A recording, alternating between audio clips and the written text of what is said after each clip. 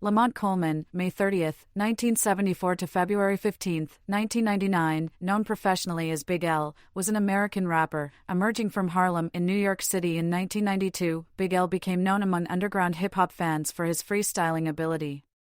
He was eventually signed to Columbia Records, where, in 1995, he released his debut album, Lifestylez de Poor and Dangerous. On February 15, 1999, he was fatally shot 9 times in a drive-by shooting in Harlem. Big L was noted for his use of wordplay, and writers at AllMusic, Hip Hop DX and The Source have praised him for his lyrical ability.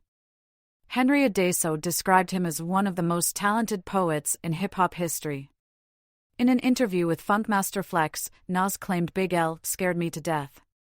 When I heard his performance at the Apollo Theater on tape, I was scared to death. I said, yo, it's no way I can compete if this is what I gotta compete with. Early life. Coleman was born on May 30, 1974, in the Harlem neighborhood of New York City. He was the third and youngest child of Gilda Terry, died in 2008, and Charles Davis. Davis left the family while Coleman was a child. He had 2 older half-siblings, Donald and Leroy Finizzi, died in 2002. Coleman received the nicknames Little L and Mont as a child. His elder brother, Donald Finizzi, took Coleman to a Run DMC concert at the Beacon Theater when Coleman was about 7 years old. According to Finizzi, Coleman was awed by the performance, which sparked his interest in rapping. By age 12, Coleman became a big hip-hop fan and started freestyling with other people in his neighborhood. Coleman began writing rhymes in 1990. He also founded a group known as 3 the Hard Way in 1990, but it was quickly broken up due to a lack of enthusiasm among the members, which consisted of Coleman, Doc Ream, and Rodney. No projects were released, and after Rodney left, the group was renamed 2 Hard Motherfuckers. Around this time, people started to refer to Coleman as Big L. In the summer of 1990, Coleman met Lord Finesse at an autograph session in a record shop on 125 Th Street. After he did a freestyle, Finesse and Coleman exchanged numbers.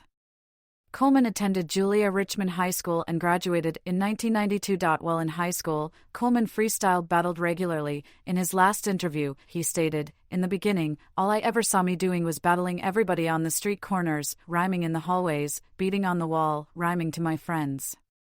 Every now and then, a house party, grab the mic, a block party, grab the mic." Career.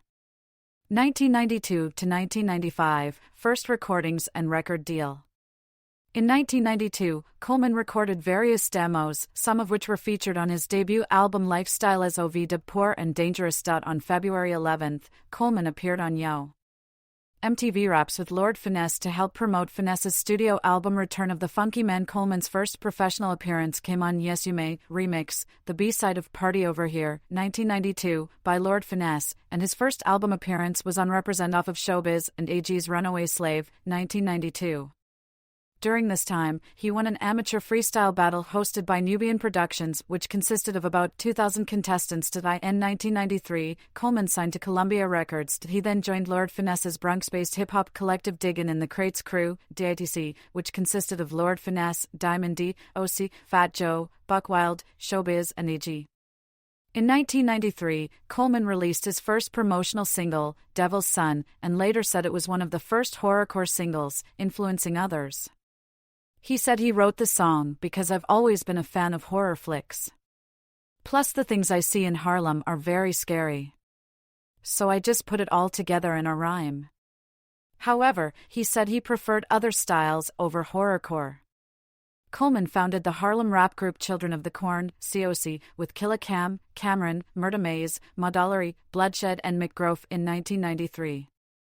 On February 18, 1993, he performed live at the Uptown Lord Finesse Birthday Bash at the 2000 Club, which included other performances from Fat Joe, Nas, and Diamond D. In 1994, he released his second promotional single I Shoulda Used a Rubber, Clinic.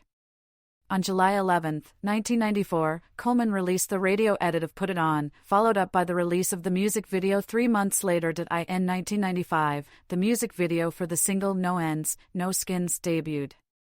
It was directed by Brian Lover. His debut studio album, Lifestylez de Poor and Dangerous, was released in March 1995. The album debuted at number 149 on the Billboard 200 and number 22 on top R&B/hip-hop albums. Lifestylez would go on to sell over 200,000 copies as of 2000. Singles were released from the album. The first two, Put It On and MVP, reached the top 25 of Billboard's hot rap tracks, and the third, No Ends, No Skins, did not chart.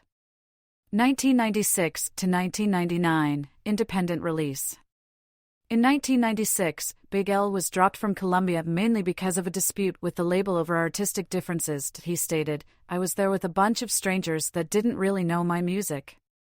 In 1997, he started working on his second studio album, The Big Picture. Coc folded when Bloodshed died in a car accident in New York on March 2, 1997. Later that year, DITC appeared in the July issue of On The Go magazine. Coleman then appeared on OC's single Dangerous from OC's second album Jewels.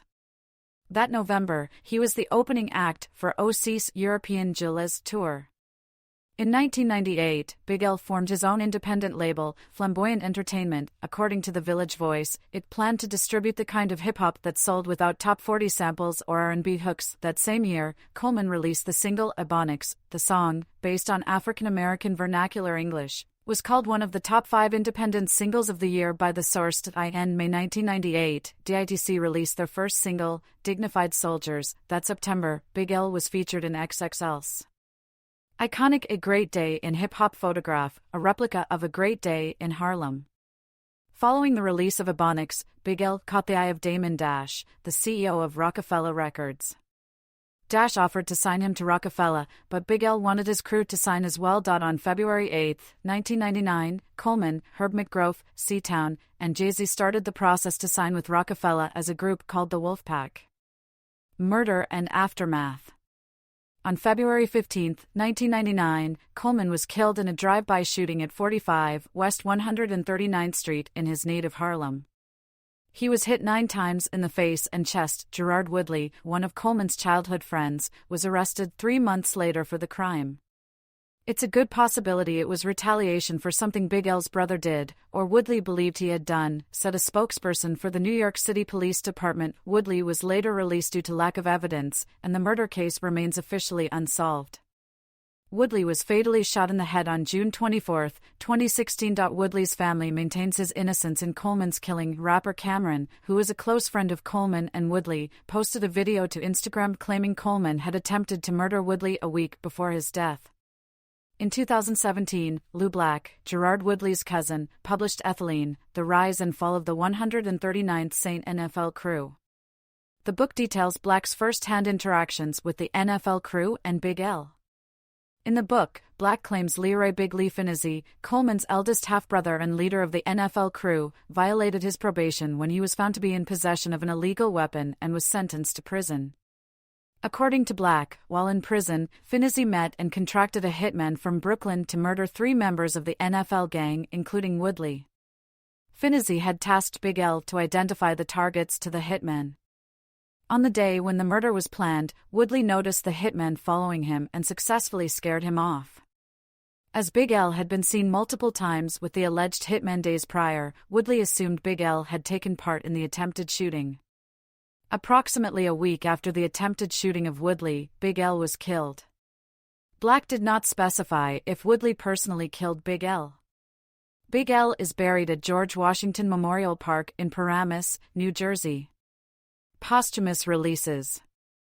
The tracks Get Yours, Way of Life, and Shyheim's Manchild B/W Furious Anger were released as singles in 1999 for Dick's self-titled album, 2000, on Tommy Boy Records. The album peaked at number 31 on R&B/hip-hop albums and number 141 on the Billboard 200. Coleman's first posthumous single was Flamboyant B/W on the Mic, which arrived on May 30, 2000. The single peaked at number 39 on the Billboard Hot R&B/hip-hop songs and topped the Hot Rap tracks, making it Coleman's first and only number 1 single. Coleman's second and final studio album, The Big Picture, was released on August 1, 2000, and featured Fat Joe, Tupac Shakur, Guru of Gang Starr, Kool G Rap, and Big Daddy Kane, among others. The Big Picture was put together by his manager and partner in Flamboyant Entertainment, Rich King. It contains songs that he had recorded and a cappella recordings that were never used, completed by producers and guest MCs that Coleman respected or had worked with previously. The Big Picture debuted at number 13 on the Billboard 200, number 2 on top R&B/hip hop albums, and sold 72,549 copies. The album was certified gold a month later for shipments of 500,000 copies by the RA. The Big Picture was the only music by Big L to appear on a music chart outside of the United States, peaking at number 122 on the UK albums chart. Children of the Corn, the Collector's Edition, a compilation album containing COC songs, was released in 2003. Big L's next posthumous album, 139 and Lennox, was released on August 31, 2010. Issued by Rich King on Flamboyant Entertainment, it contained previously unreleased and rare tracks. The follow-up album, Return of the Devil's Son, 2010, peaked at number 73 on R&B/hip hop albums. Coleman's next release was The Danger Zone, 2011. Legacy and influence. A mural of Big L done in 1999 for promotion for The Big Picture. Henry Adeso, a music journalist for About.com, called him the 23rd best MC of 1987 to 2007, claiming he was one of the most auspicious storytellers in hip-hop history. Hip Hop DX called Coleman the most underrated lyricist ever. Many tributes have been given to Coleman. The first was by Lord Finesse and the other members of DITC on March 6, 1999, at the Tramps. The Source has done multiple tributes to him, first in July 2000, and then in March 2002. XXL also did a tribute to Coleman in March 2003. On February 16, 2005, at SOB's restaurant and nightclub in Manhattan, a commemoration was held for him. It included special guests such as DITC, Herb McGroff, and Kid Capri. All the money earned went to his estate. In 2004, Eminem paid tribute to Coleman in the music video for his single Like Toy Soldiers. In an interview with MTV, Jay-Z stated, "We were about to sign him right before he passed away. We were about to sign him to Rockefeller. It was a done deal. I think he was very talented. I think he had the ability to write big records and big choruses." Rapper Nas also said on MTV, "He scared me to death. When I heard that on tape, I was scared to death. I said, yo, it's no way I can compete if this is what I gotta compete with." In 2017, Royce da 5 feet 9 inches said he believed Coleman would have been a top 3 rapper all time if he had not been killed so prematurely. In 2019, Funkmaster Flex said, "People can get mad at me for saying this, but he was the best lyricist at the time. He was a better lyricist than Biggie and Jay-Z. He just didn't have the marketing and promotion.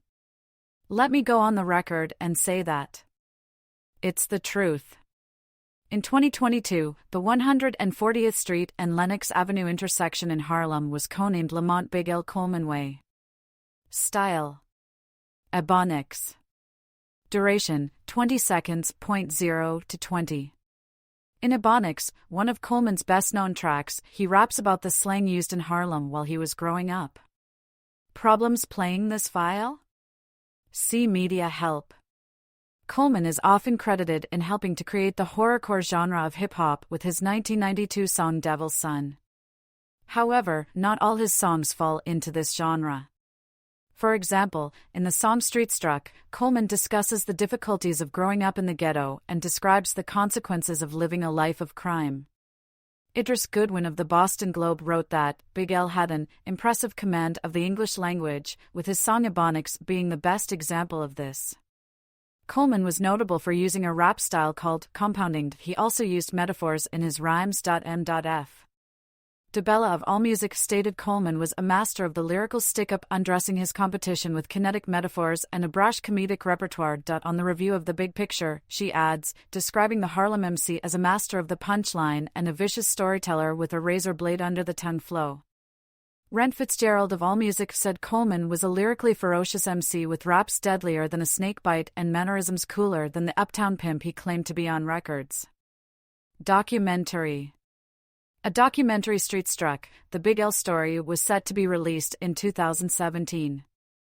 Directed by a childhood friend and independent film director, Jules, approximately 9 hours of footage was brought in, and the film's planned runtime was said to be 90 to 120 minutes long. Released on August 29, 2009, the first trailer detailed that Street Struck would contain interviews from his mother Gilda Terry, his brother Donald, childhood friends E. Cash, D.O.C. McGroff, and Stan Spit, artists Myson and Doug E. Fresh, producers Showbiz and Premiere, and recording DJs Sifa Sounds and Peter Rosenberg, put together by Coleman's brother Donald. A soundtrack was said to have been made for the documentary as well. As of 2024, both the documentary and soundtrack have yet to be released.